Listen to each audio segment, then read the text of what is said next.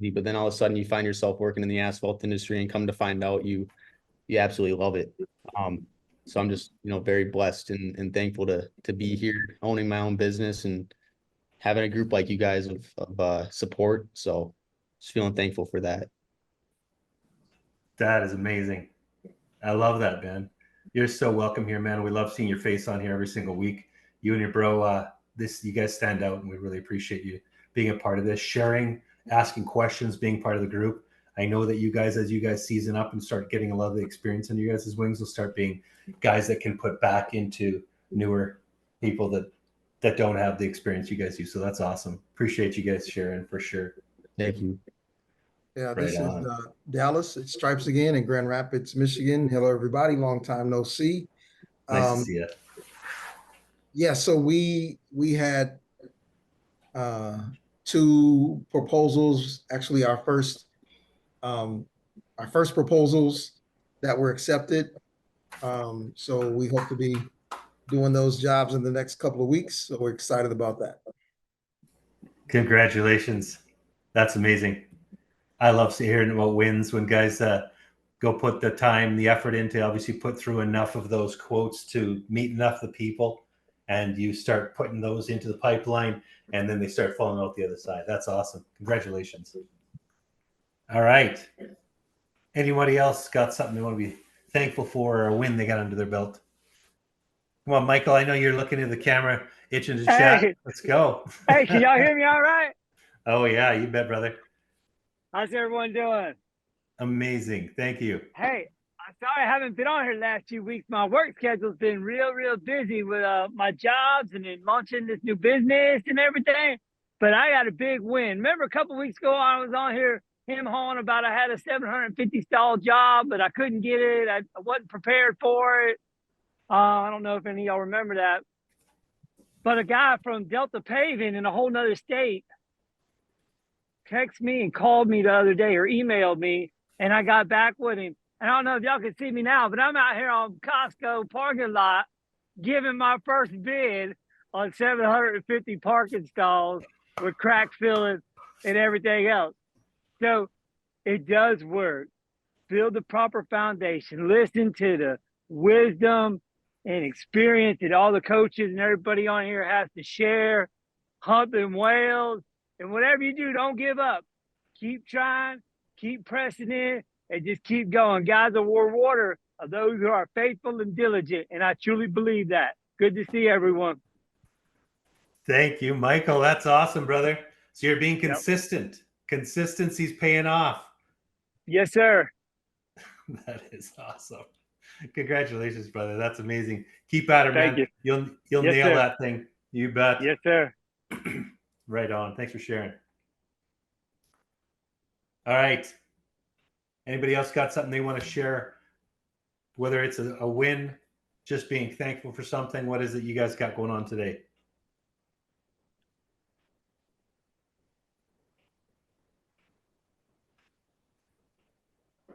How about you, Dylan? What's going on, brother? Yeah, I'll say a win. So I've started 75 hard. Kind of inspired by Coach Anthony. In a sense, what I took away from what he said in last week's roundtable was, you got to understand the characteristics that you have and try to leverage the good ones and help you stay on task with your business. I'm kind of like an all-in or all-out kind of guy.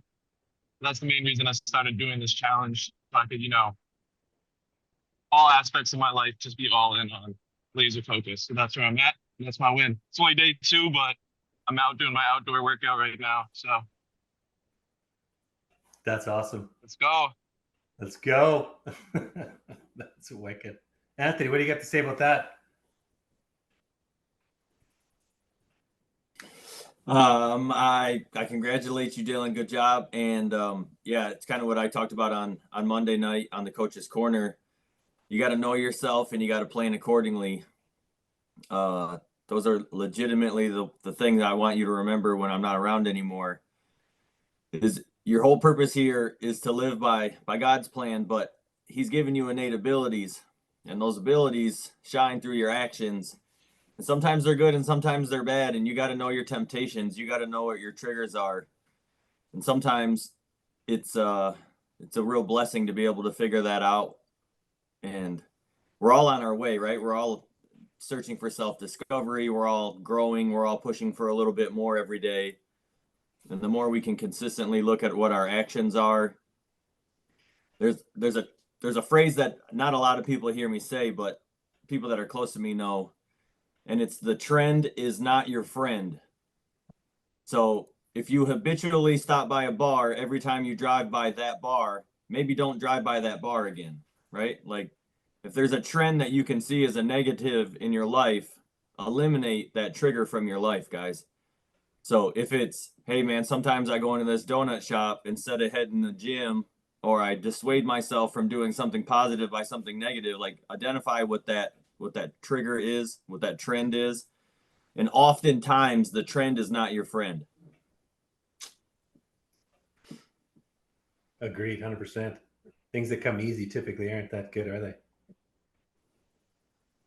Knowing what those things are, the path less followed, you know, the one that you don't take typically would typically be the one that's not the easiest. I constantly tell my daughters and my son about the roads less followed. If everybody's pack's going this way, why are they going that way? There may be something that they're not seeing or not aware of. Yeah. Typically harder decisions too, because it's not with your buddies. Yeah. That's awesome. Good feedback. Thank you. Awesome. Okay. Let's open it up to some questions for anyone on the panel here. Anybody got some questions they have from this past week that you wanted to throw out there so we can kind of dig through some things and work through anything you guys have got going on, whether it is, you know, business related or if it is even personal related. I mean, we got coaches on here that'll talk about pretty much anything for you. Anybody?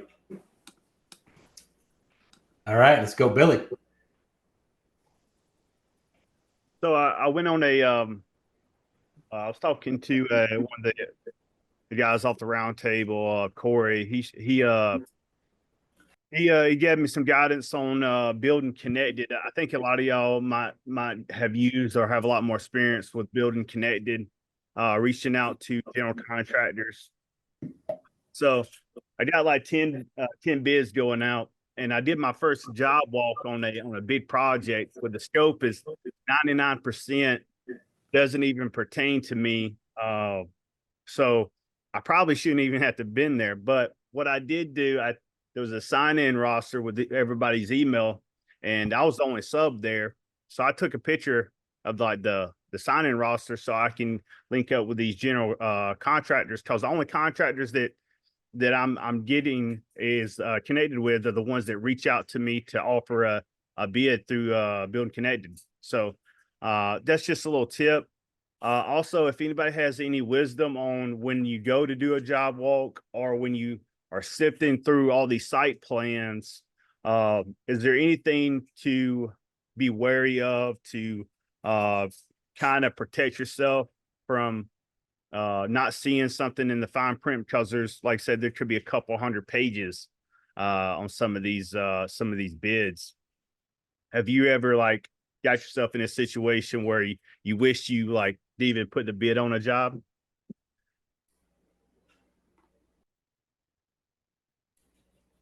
Anybody thoughts on that? I mean, I can tell you some of my experiences on tenders and things where you have municipal work or that kind of stuff from 10 years of experience doing that.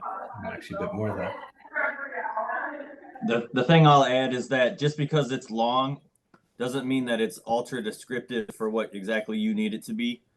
So don't be afraid to ask questions. A lot of times there'll be question portals where you can just ask for some clarity or for some details. And just because it's really long doesn't mean it's the line items that pertain to your section don't necessarily mean that they are specific enough. So like a lot of times you'll have a detail missing, and the cost between the two options might be grossly different. So you need to. For sure. I can add to that too. So one of the things I do know is this: many times I was looking through 1,800, 500 page tenders or, the submissions. And I was looking very specifically for certain parts of the work. Sometimes they were doing an entire envelope, they were doing an entire building, they were doing entire trusses, they were doing everything. And I was just looking for engineered fall protection. So I had to look into detailed spaces to find where it was that I could submit my bid. And typically I would submit my bid to general contractors because I was a sub to the general, the general that was running the entire show. So make sure that you're covering your because most of the time those guys, number one, don't do your specific criteria work, whether it's if you're straight into line striping, if you're just crack filling, if you're just, whatever that looks like for that project, you might have the specific, first of all, talent and the ability to do that part of the work that they may not want to because it's a small line item. They're like, just get a few quotes in for different vendors. So I would definitely, like Anthony mentioned, is there typically a site, either a walk around on that site meeting, there's a meeting for that specifically, or a virtual meeting that you can attend where they have blueprints and drawings and everything, and then explain and answer questions live as well. So you will have a deadline that they typically cut that off. And from that point forward, you don't get to change anything or add anything to the contract. Because typically I would submit, alternates to it. So I'd say, hey, they're saying, it's a specific type of paint. You're like, hey, man, I want to put in this type of paint. Is that cool? Because it meets all your criteria. Okay, cool. Inside that time frame, you can actually add those in. So, but you're right too. The question you said, is there ones that you wouldn't want to get into, or maybe you had mistakes in? There's been of those as well. Typically, it comes down to the one thing. The one thing would be that you weren't prepared and you just threw a number at it because you were like, oh man, last second, I got to throw it at it. That's typically where I lost, the worst ones. It happened very rarely because I was always very well prepared. However, there's sometimes somebody goes, hey, did you miss this thing? I'm like, no, I didn't know it. So you're throwing stuff at it. But those are typically the ones where you go, let's just not do that one. Anything to add to that? Anybody? I did. So I don't know if it was Skylar or Judd mentioned the other week about when you have sending these proposals. A lot of times it's through the phone or code email, and they reply back. But I got in the habit of this week, the general contractor, I sent them the email through AK Dash, and I said, hey, just basically ask for his availability for a Zoom meeting. And I built an appointment so we can walk through it just in case I might have missed something in those 100 pages of going through the site plans, that I can have clarity, whether it be the materials that's used or how I got to a certain price for labor, or whatever his concerns are.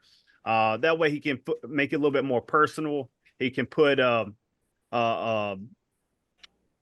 face to the name. And I think that has a lot to do with building connections, because even if I don't win out on that particular bid, maybe he'll remember me for a future job, being able to clarify. So I can't remember. I want to give somebody credit for it, but one of the coaches mentioned it last week. It might have even been Anthony. Right on. But well, they'll watch this and they'll see that and they'll be like,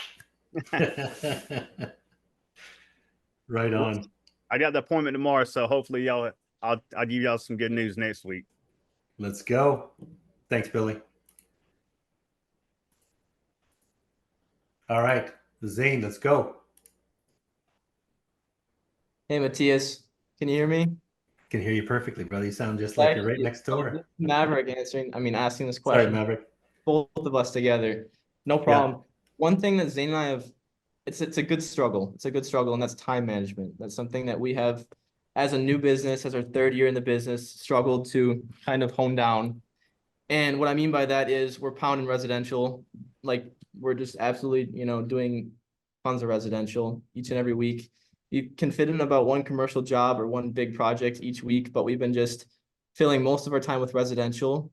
And because we're killing the residential, it makes it hard for us to, as a 2 or 3 man team, find time to do our sales and marketing and hunt those big whales, those commercial properties that are really gonna, make the big money. So I guess our question is, one thing we've thought about, we sat down and we're like, if we could just do, instead of 1 commercial a week, 2 commercial a week, that's going to help us, we're going to be making the same amount of money if we were to do 3 days of residential, right? So like, how can we use our time most effectively to scale our business the most efficiently, right? Should we be hunting the commercial, the big whales, or should we be, getting that residential in? Cause like, let me explain. Yeah, go We're ahead. getting a lot of leads for residential. Pretty much our main focus has been put on residential. So we have our yard signs up. We're getting neighbors that are reaching out to Yeah. us. A lot of almost like, I'd say 90% of our leads are coming from residential. So it's like, we're not, if anything, if we're gonna start targeting commercial, we're gonna actually have to sit down for portions of the day and sit down and actually cold call for hours on end. And that's the only way we're gonna actually be able to focus and change our shift, our focus on a commercial. So I guess if anybody has any insight on that, we'd appreciate that. Yeah.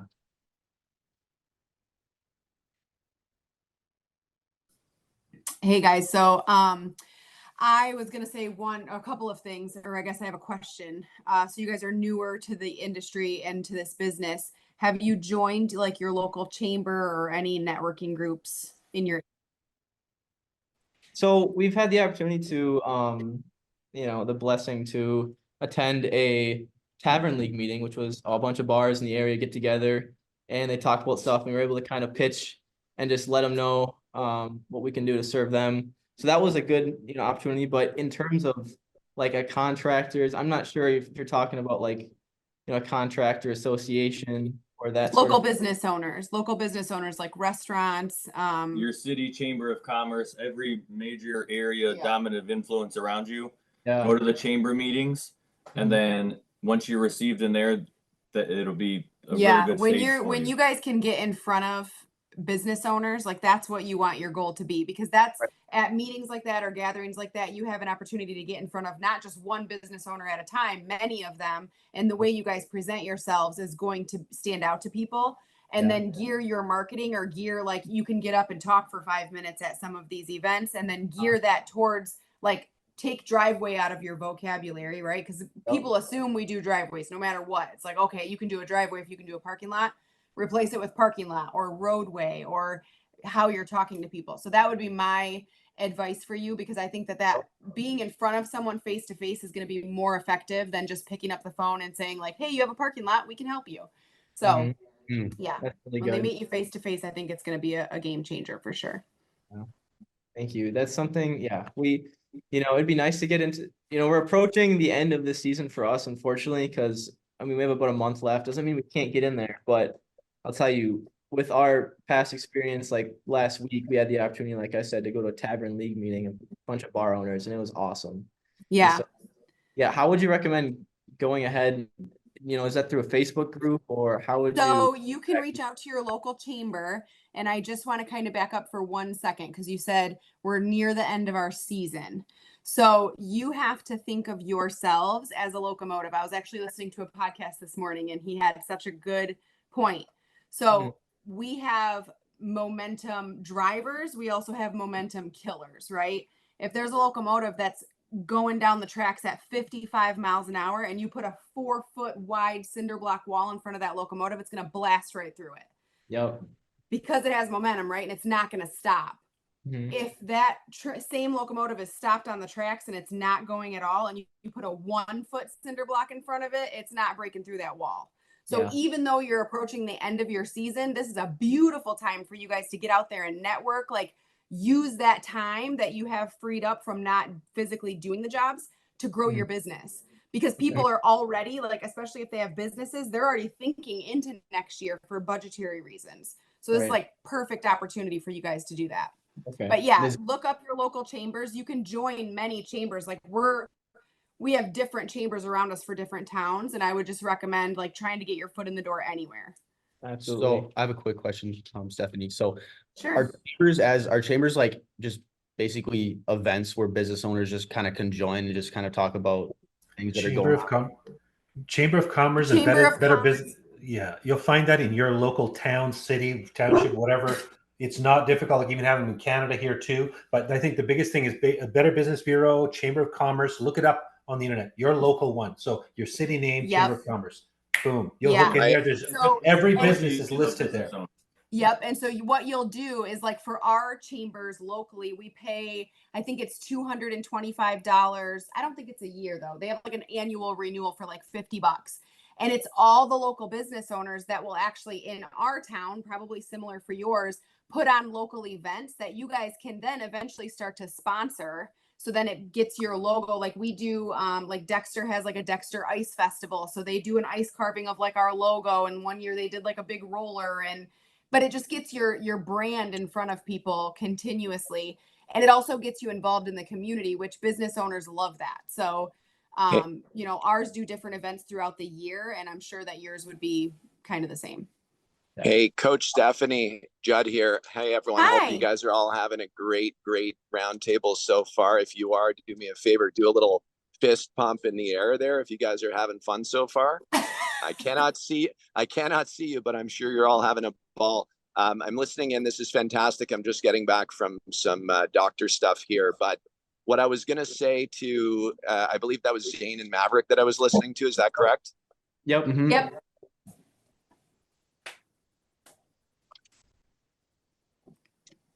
We lost you, Judd. Can you guys hear me? Yes. Yep. We can. Okay, cool.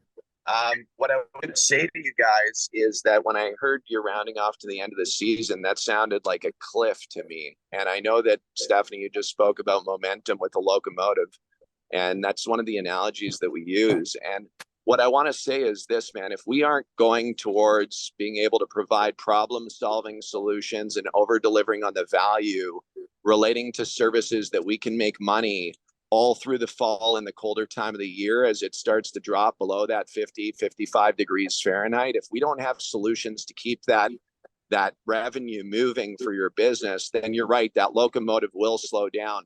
So my question to Maverick and Zane is, are you guys shutting off the switch as soon as it starts to drop below 50? Or are you guys going to keep this going with grinding and infrared patching? And are you going to go out there and make a bunch of money when you can while everybody else is slowing down?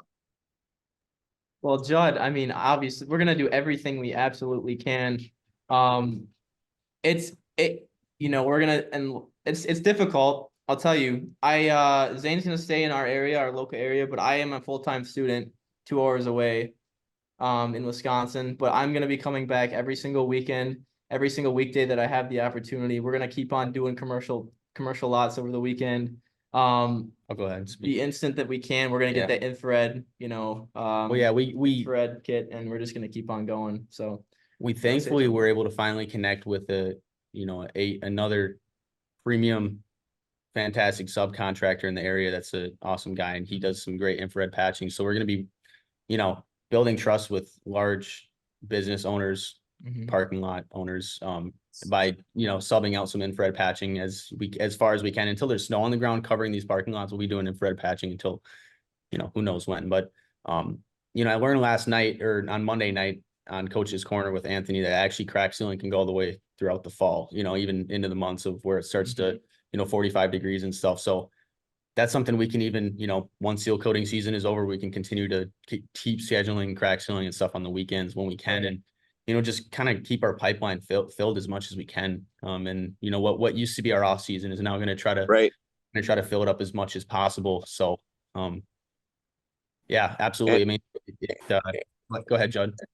And to be clear, let me ask you guys, and everyone should take this note down. I'm assuming, and if not, I'm assuming you've built some relationships with some paving companies that, it generally costs these paving companies a couple grand at least to mobilize to go out to actually even consider doing work, like to just start their trucks with their crews. So have you built relationships with these paving companies to be able to get some smaller work subbed in to you guys, or even just referrals from these bigger companies? Yes. Absolutely. Yeah. We actually, there's a lot. So we're on like the western side of Wisconsin, and there's like very little asphalt maintenance companies on the eastern side of Wisconsin. So this big company, Sten Blacktop, and our location has been actually referring us to a lot of, not quite yet, but he said that they're getting a lot of leads on the eastern side of Wisconsin, which they don't travel that far because they have a huge squad. They're mobilizing 4 trucks just to go out to a residential driveway. So they right. He told us he would refer us to any parking lot leads he gets over there, and then our team will go and execute those. So. Yeah, it's a very important note for everyone on here, right? The network and the relationships that you build will only allow you to either refer work or have them refer work to you. and doing those deals are really, really important. Where I was going for all of you that do not have a solution for the fall or winter, you really want to consider the whole patching area, the crack sealing, as well as the grinding. Coach Alex, who owns Sidewalk Safety, we're launching a course hopefully at the end of the next week on a soft launch just to the round table that we're going to be providing a pretty cool offer to you guys to be able to learn all about grinding. So that is something that you, again, you know, let's think about if we were selling a company, everyone on here, if you're building a company to potentially one day sell it, even though you may not sell it, we should be building it as though we are. And so when somebody's coming to buy us, they're going to look at your financials, right? And if they see these big cliffs that are experiencing massive revenue drops, it's something that's painful for a buyer. Does everybody understand that? Just raise your hand if you understand that. Cool. I'm sure everybody raised your hand, and if you didn't, you should. But you really need to think about, what can I do during the winter months, not only to feed my family, to be able to take care of things, but what can we do during the off season that will drive that cash flow so we can continue to build enterprise value. But that's what I just wanted to chime in with. I'm on the road, so I don't want to be unsafe on the road here, guys. Have a fantastic roundtable. We love you guys. Keep crushing it. Thanks, Judd. Thank you, Judd. Thank you, Judd. There's two things I wanted to add for you guys, Maverick and Zane. One is that as you start to prioritize those other contracts outside of residential, then that's what you're going to start to get. But if you guys continually prioritize residential, you can't be mystified that you're doing driveways hand over fist, right? So you've got to, at some point, if you've only got the bandwidth to do so many proposals a day or cold calls, you need to just delegate some time into that other bucket, because the driveways are going to continue to fall in your lap. Mm-hmm. So you got to go out and you got to hunt those things. And this fall, as you guys start to prioritize crack sealing and major crack fill projects, even if it is a large residential driveway, you're also building your spring list for coatings. So what we used to do when I was just like you guys, hungry and chasing out everything, when I would get a lead that I wanted to seal coat, but we didn't have the temperatures for it, I would for sure still measure it and quote it. And in the line item, I would say to be done in 2024, to be done in 2025. We'll only bill you for services that we're completing this calendar year, and we're going to get you on the schedule as soon as we can next season. Mm-hmm. So you're really building that. Don't go to a place that you can seal coat, that you desire to seal coat, and not capture the square footage when you're there. Tell them the price, pre-book it. If you end up eating a penny or two on your rates for next year, be glad that you got a billfold of work that you're going to go out and take care of. Mm-hmm. But that's what this time is for, is you're selling you're fixing their liabilities. You're going to maintain their cracks and their surface, and then you're going to tee that thing up so that you got a slam dunk in the springtime. It's absolutely closing time right now. Like, you have to ask for your orders right now. You can't get, right now is not the time to drag things on and beat around the bush. If somebody's telling you timing's not right or whatever it is, you have to be asking for your close. Have I answered all of your questions so far? Yes, great. Do you have any other questions at all before we move forward? No, I don't have any other questions. Great. I'll send you through the contract right now, and let's get this thing signed off on so that we can get this project scheduled in our calendar before the snow flies. Let's get this done. And you got to go in for your hard closes right now, everyone, straight up. So one question I had is, if you're focusing on residential, like Anthony was saying, you guys are saying, you're obviously going to get more residential. If you do an 80-20 rule and say, okay, I'm going to focus 80% of my time on getting commercial and 20% on filling my easy books on residential side of things, you'll have a flip and switch. Obviously, the buckets we talked about as far as where your efforts are going. So one thing you're going to end up having to decide at some point or another, if both of you are on every single job, you might have to replace one of you guys with somebody that's a laborer that you might want to fill one of those working spots so that one of you can focus in on the commercial side of things and quoting and estimating. Because if you don't, you'll never switch, because it doesn't just follow the sky that way. There's a different attack process to attacking commercial. like you could show up on a driveway and go in 10 minutes, you can give them, hey, it's the price is $350, $500, it's $1,000, no big deal. But on commercial property, it's very different. So you'll have to focus different. So I have a quick question based on, spring scheduling for the upcoming season. Is that like, this year we didn't have anything scheduled preseason. We went into this season completely empty on our schedule and our calendar.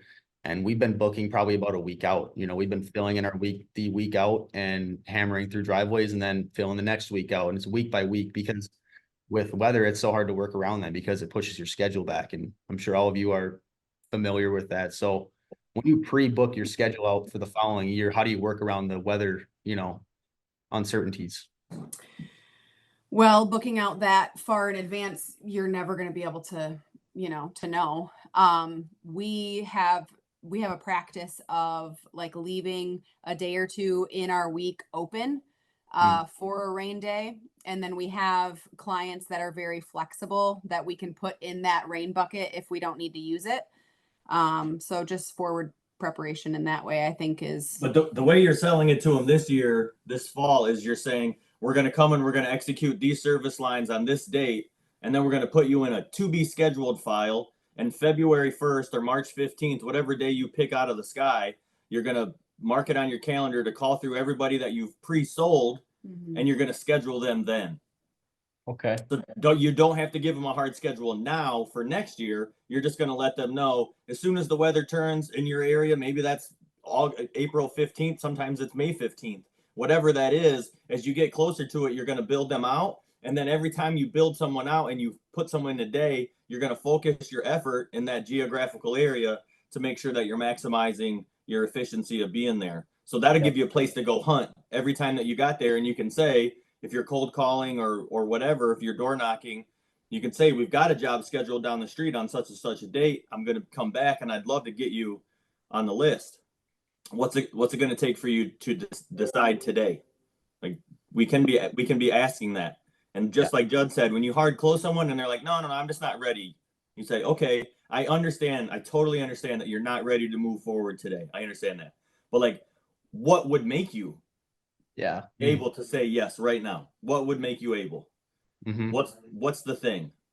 And if they're like, well, it's money, it's my wife, it's whatever. Judd loves the line, and I think it's beautiful. If it's the spousal rebuttal that they give you and they say like, well, I've got to talk to my partner, right? That's usually just blowing smoke. And you want to just ask them and say, they obviously trust what you think, right? They're your partner. They love you. So if they were here right now, do you think there's anything that would be holding them back from saying yes? Like, we've got good rapport. You trust me. You see my reviews. Do you believe I'm going to do a good job for you? Yeah, I believe that you're going to do a good job for me. So if they were here right now, we could schedule this, right? So let's just schedule it, and then you're going to fill her in, and then we're going to be doing exactly what we would be doing if she was here right now. What you're speaking about right now, team, like everyone on here right now, I want you all to take that note down and use that. Like, practice it and use it. What Anthony just gave you right there will massively impact your pockets over the next duration of years that you're going to be in this business or in any business that you might be performing sales with. And I think that line right there, that one objection handling right there will make you guys so much money if you actually just use it. The other thing too is, Anthony, by the way, I'm so grateful that you just shared that and so proud that you've nailed that, dude. It's so good. And I know you're practicing it, and it's special stuff. But another thing that I wanted to just touch on quickly, because I can't help myself, is inside of AK Dash, everyone, you've got your targets, your goals and targets. And so what I ask you all is, what price bracket are you most profitable with? And that will really drive you towards your financial goals in your life. And so to carve into that a little bit, are you most profitable in your $0 to $2,500 price bracket? Or are you most profitable in your $2,500 to $5,000 bracket? Are you more profitable in the 5,000 to 10,000, the 10,000 to 25,000, the 25 to the 50, the 50 to 100,000? Where are you most profitable, and what are those services that you're performing to achieve that profit level that really ends up providing you with the cash and money you need to be able to live the life that you desire? Because that, for me, is the important thing for all of you to be able to do, is to understand what you're focusing on. And what I always get so nervous about is that you guys maybe just winging it the best way that you can, and you're filling up your days and season with jobs that might not be the best jobs for you. And I know that Anthony and Stephanie, you both will say this, after 15 plus years, you finally know what projects are the right projects that allow you guys to live the life of freedom that you have, more so now than you ever have as time has gone on. So if we could give everyone a cheat sheet on this, what would that look like, Anthony and Stephanie? So you're gonna have to do a little bit of job costing research and some performance reviews on how you're executing on your projections versus your actuals. But like, if you guys picture a tiny little paver, right, and a bunch of asphalt trucks set up for it, it's just a little driveway paving machine, and he's out trying to pave an interstate, like, there's a bottleneck there, right? So sometimes your equipment will be a cue as to what your real target should be. Sometimes it's going to be manpower, right? You can give a bazooka to a 3-year-old. That doesn't mean they should go to battle, right? So you guys have a big tank. You guys can go and crush stuff, but 2 guys, like a 400,000 square foot job, that's going to be a lot of work for you guys. That's going to be, you guys are going to have to walk like 50 miles every day, you know, like, just to get that job done. So there's probably a sweet spot. And I know right now you're driving for material. So people that mirror that same setup, where they've got a decent drive to get material, they're not having it shipped to their house, they don't have a bulk tank, you might find yourself in that situation where you really want to be doing like 60,000 square foot parking lots, and go and look at how big that is. Take your map of your town and look over. Judd loves to do overhead views of areas and look at how much money there is when he looks down on a city and sees how much asphalt there is. Look for jobs that are that big. Like, make a template, it's as big as your thumbnail at whatever zoom length you're at, and then figure out who to go talk to there. Like, that's how you're going to start to hunt those people. Find out who the leasing agents are in your town, and say like, hey, we do really good on 60 to 75,000 square foot parking lots, 1 phase, 2 phase, whatever it is. And we want to knock those out for you. You may have bigger guys that want 100,000 square foot stuff, but like right now, I want everything less than 80,000 square foot. So can we meet? And I want to introduce myself. I want to show you how that I can really execute well for you, right? Because you will.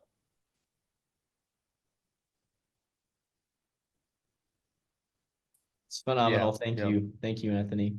That's a great piece of advice. Yeah, I mean, you gotta exactly, that's phenomenal. You gotta find what fits the business best. And I mean, with 3 guys right now, obviously you're exactly right. I mean, we probably wouldn't easily be able to execute on an extremely large parking lots, finding that right, that middle ground where we can comfortably enjoy what we do, but at the same time execute properly to the quality we want to.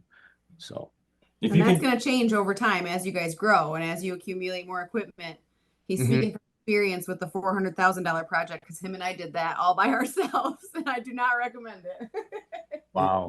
if you chop it up into bits, it's okay, right? But we got to do that project in like nine sections over 7 days or something. We can ping pong back and forth. The property was so big, but yeah, it was hard. Yeah, I'll never forget the look. I looked like Zane. I was just a young guy, energetic. I looked like Zane. I had a 1,500 gallon tank, and I kept pulling up to the seal coat supplier every day, filling up the tank.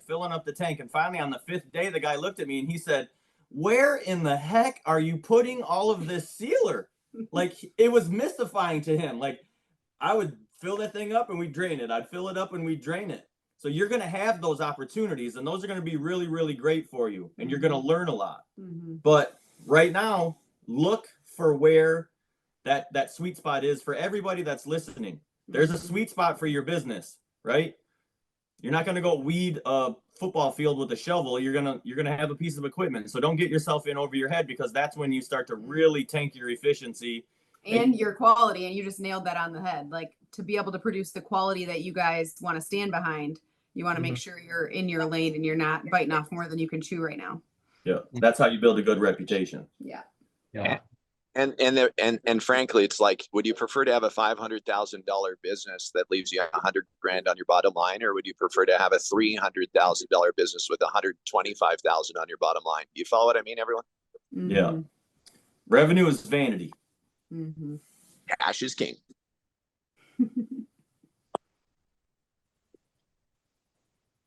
Thank you all for Awesome. your time. I appreciate it. Thanks, guys. Appreciate it. All right, Dallas. Well, it sounds like they've been around for a while, so they got a little bit of a reputation. But man, I can't get fucking nothing. Although I did get a fucking estimate tonight on the computer. All right, Dallas, go ahead, brother. Okay. Right. So I got a few questions. So I'll just fire them off and whatever we got time to get to. Some of them are super simple. So when we came to the roundup in Pennsylvania, and we did the lot there at the school, we were using a shingle at the end of each line. This is super simple. Like, I don't know what kind of shingle we were using. I've been looking at Home Depot and whatnot for the right kind of shingle, and I couldn't find it. It didn't seem like we were using just a regular roofing shingle. So that's the first question. The second is we're about to do a proposal on a pretty big parking ramp. It's got 2 or 3 levels. It's about 450 parking spaces. That's way more than what we were planning to do this year, but we're going to go for it. So we're just wondering what the pros and cons of doing a parking ramp. I heard a few cons already. There's a third one that my third question is, there's another lot. We've actually already got the proposal accepted. We won that proposal, but there's a corner of it where they've had some picnic tables, some outdoor tables, and it's really gravelly right there. I think there's asphalt underneath there, but I'm wondering, do you have any recommendations on how to handle that part of it? And then the last piece is, and I'm already talking with Mateus about this, but we had some problems. We bought a Powerliner 850 at first. Long story short, we never got it to work. It just doesn't seem like it could push through the parking lot paint.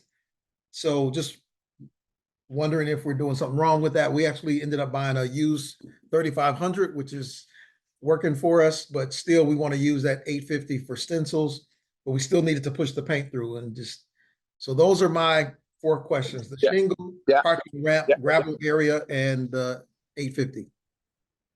Dallas, on that 850, on that Powerliner 850 first, I'll just jump in. It's Judd here. On that 850, what kind of paint are you pushing? Sherwin-Williams.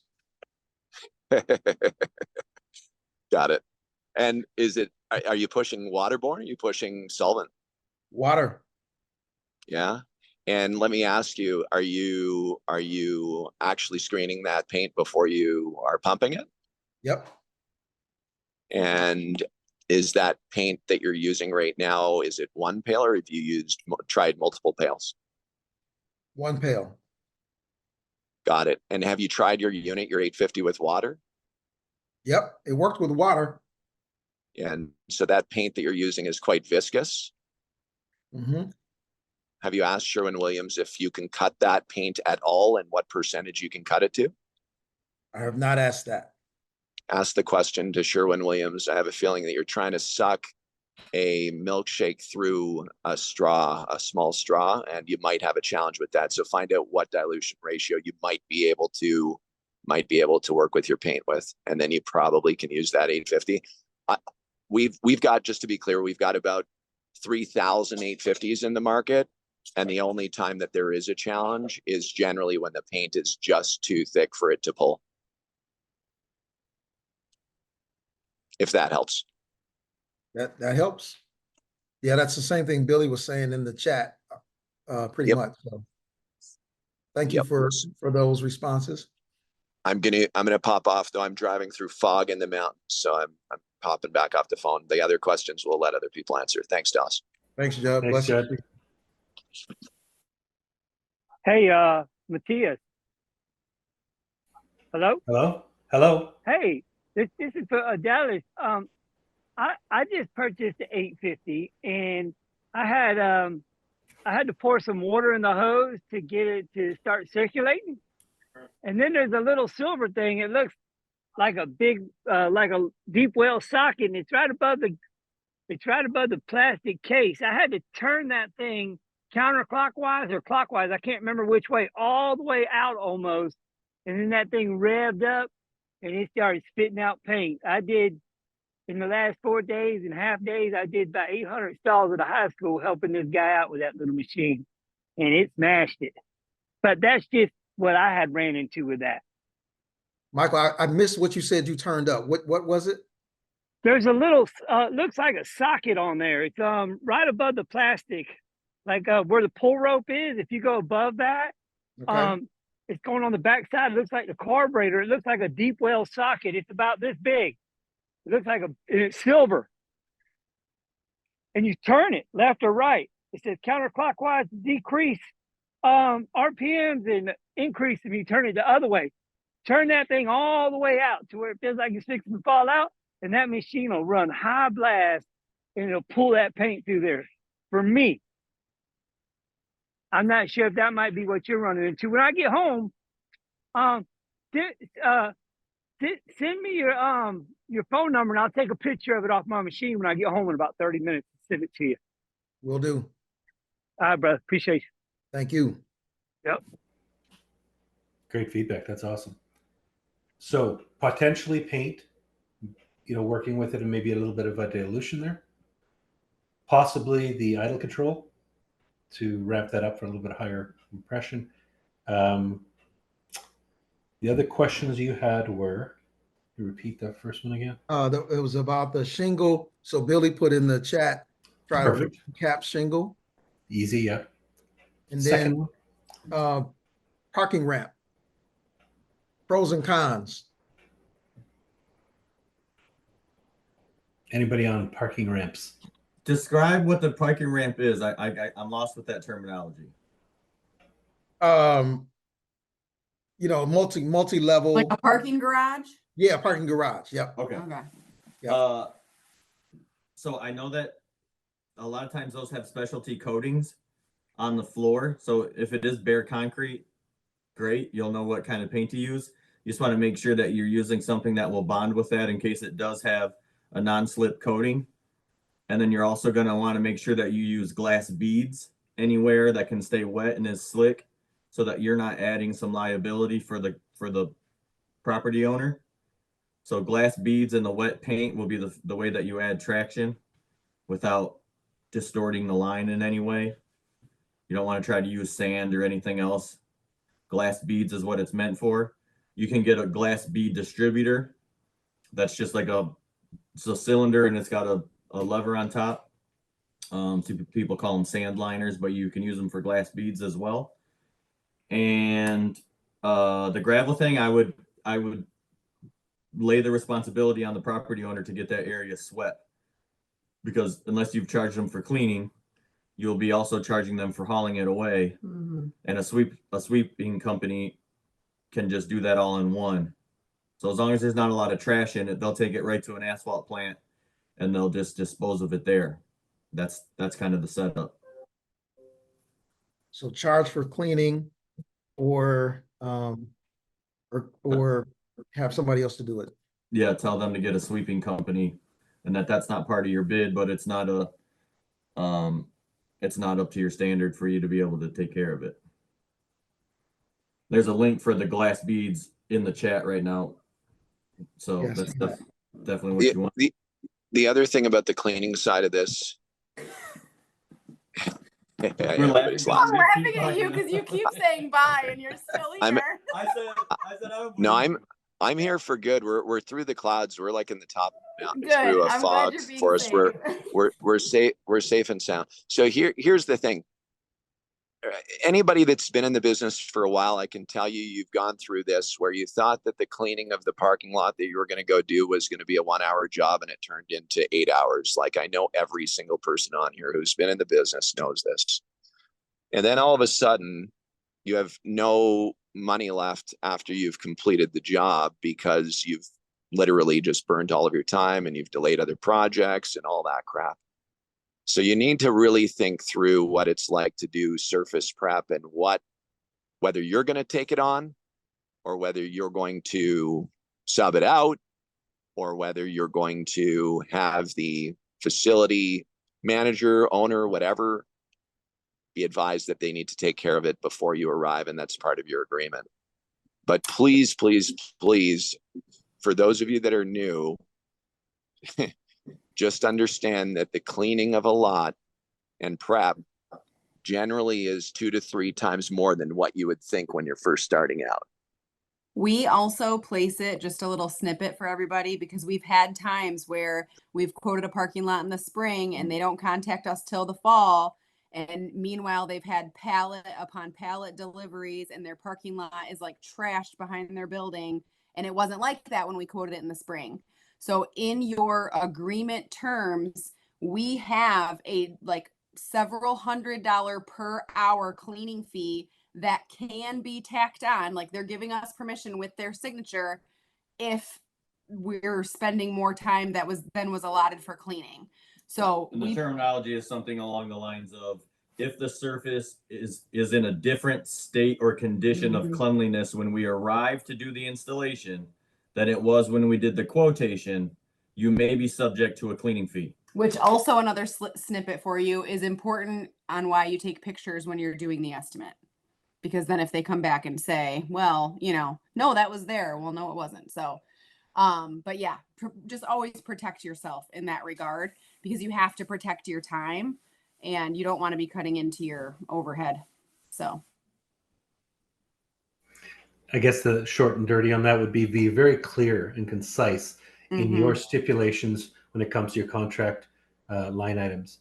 Things like, how much crack filler am I going to use on this project? Or how much paint am I including in this project? I mean, if you actually suddenly have me erasing 50 lines of paint over there because you want to change them, there's additional stuff to that. So I would include, if I have a budget on sealer, if I'm going to do a 100,000 square foot parking lot, I'm including 1,000 gallons for that, or whatever that looks like. I'm going to state that, because if it soaks up more than I'm considering by 50 to 100, 200, 500 gallons, well, I don't want to be holding that hot potato. And the customer will understand too. It's not like they're being unreasonable. They want you to complete a task and still work within the realm of what you can only guess so much, right? With experience, you get more of that. You can fine tune it more, I suppose, but.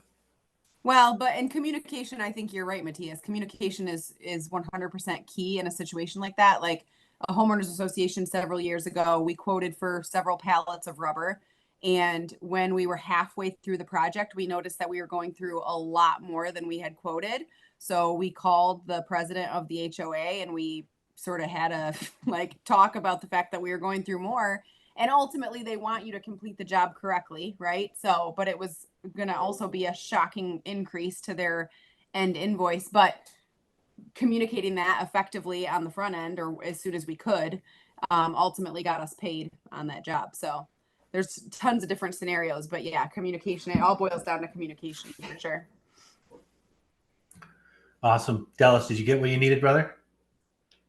Awesome. Thank you. Yes. Thank you very much, everybody. All right. Michael, did you still have your hand up for something, or are you good, brother? Did you just want to add in that one time? You're good. Okay, perfect. All right. Zach, you guys have Brotech, you guys have any more questions, or you guys, what's up? Yeah, just had a quick question about that. So when it comes to, it sounds like Stephanie said communication is huge when it comes to, reevaluating material costs when they're more than you originally expected them to be. So just, for example, you get to a project, you end up using way more sealant than you expected to. It's as easy as just calling the property manager saying, hey, I just wanted to be transparent with you. We ended up using more material than we initially expected. We want to complete this job, not only to our expectations, but to yours as well. So I, unfortunately, like, how do you put it? Do you just say, hey, there's going to be an upcharge. Your invoice will be different than what was on the proposal. Is it as simple as that? Or like, what would you guys say in that situation? The terminology that you want to do some research on is change order. And you need to have a change order clause in your contract agreement terms. And that simply means there's a change in the order in which the contract was constructed. If you don't have some verbiage about it, it's a little bit harder in that commercial space to negotiate or to talk with them about it, because they may hold you to that contract total that's there and say, tough, it's on you. And it's not easy. So you said, oh, it's as easy as this. It's not easy. It's 100% every single time a difficult conversation to have. But you guys, especially as business owners, are going to know or learn very quickly that you have to have those difficult conversations.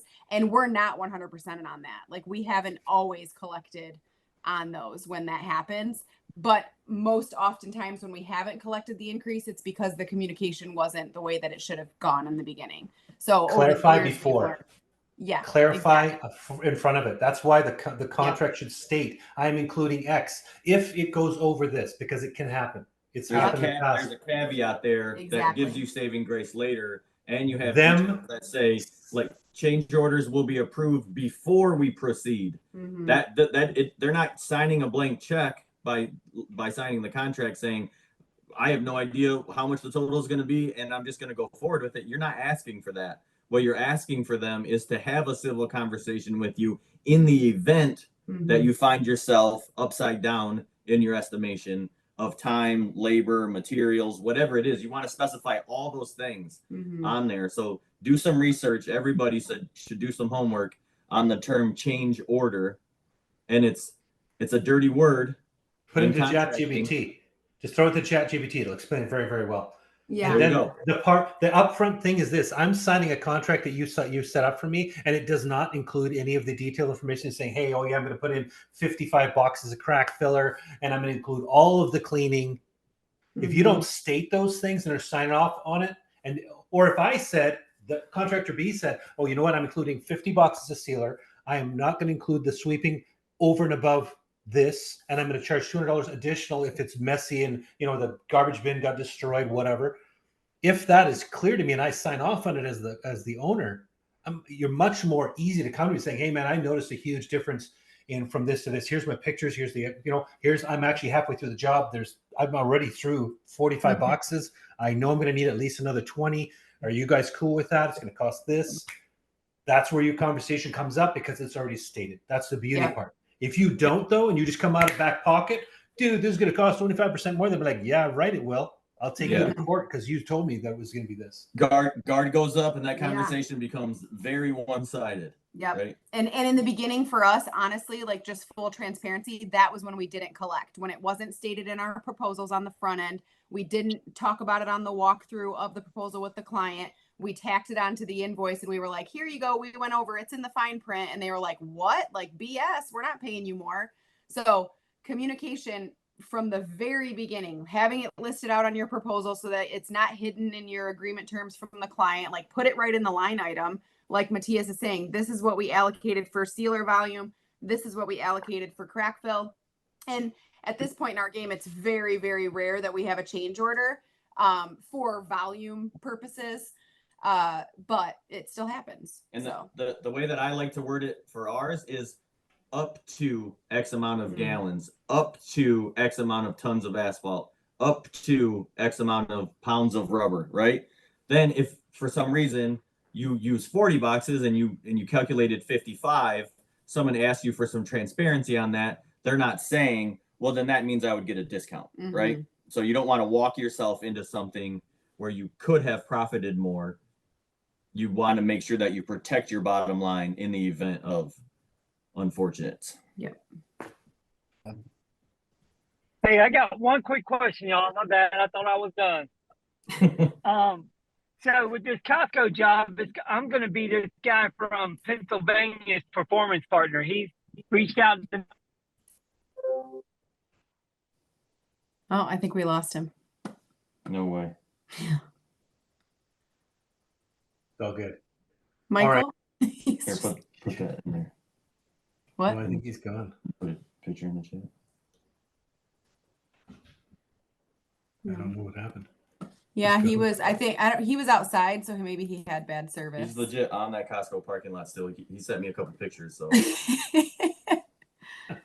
He might pop back on, but we're almost out of time. Yeah, for sure. Anybody else have something just for last second here? Reggie, you've been quiet, but I can see you writing. Anybody else got anything going on? Darn right, I got something else going on. Come Let's on, go, Judd. Finally back. Eh? I thought you come dropped on, off there. guys. I'm glad to put some smiles on y'all your faces. I'm back home safe and sound, everyone. Safe and sound. All right. So I was saying earlier, like now, you know, it's closing time now. Does everybody realize, like, if you guys are in the business and you've got bids out right now, go out there and get these things closed, man. If you have people ghosting you and so on and so forth, you got to go from all angles. So I'll give you an example. We're in sales, right? Raise your hand if you're in sales. Be honest with. All right, everybody that's not on camera, I know you're on sales right now. But I want you to know that if you genuinely are doing a follow-up where you're making a phone call and you get their voicemail and leave a voicemail and you feel that that's enough, I just want you to know it's not. You need to make sure to go the extra mile with your follow-ups and hit from all angles. If you truly want to be able to close these deals, you got to go from all angles. Are you clear on that, everyone? Yep. Sorry, I got a little boy who hurt himself. You guys have a beautiful night. Go close those deals. Thanks, be good, Theo. One of the things that he was talking about is video follow-ups.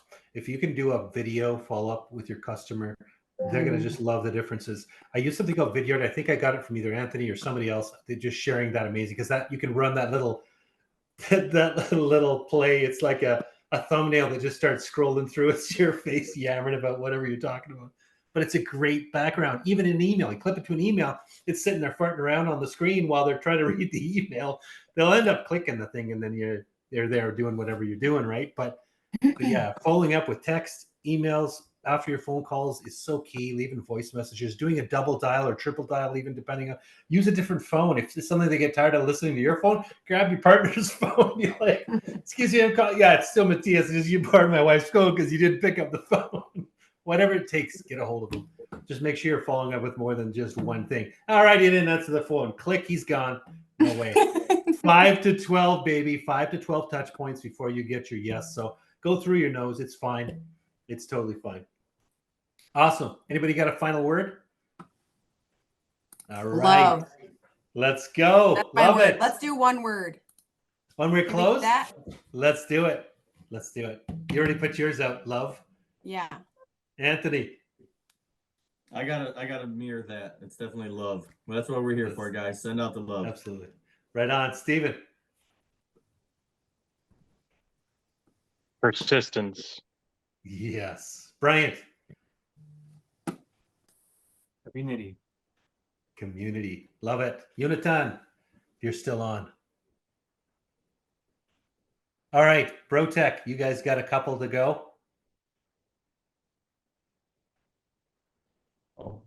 Yeah. My word's thankful. It's a good one. And what was yours? Oh, mine. Yeah. Oh, shoot. I was renewal. What was that? Renewal. Renewal. Love it. Awesome. Billy. Where am I at? What's going on? Confidence. Confidence. Reggie, let's go. Consistency. Consistency. Sweet. Fred Hood. You on, brother? What's your word, your closing word? All right, Richard, you up for a word? Closeout word? Wilston. Dallas, you're up, brother. Creativity. Love it. Love it. All right. Mine is definitely going to be thankfulness as well, because I'm just thankful today. Super thankful to have all you guys on here. Thankful for everybody showing up, for the questions, for the answers. You guys are awesome. See you guys next Wednesday on the next one. Ciao Good for now. night. Good night, everyone. Thanks for the support.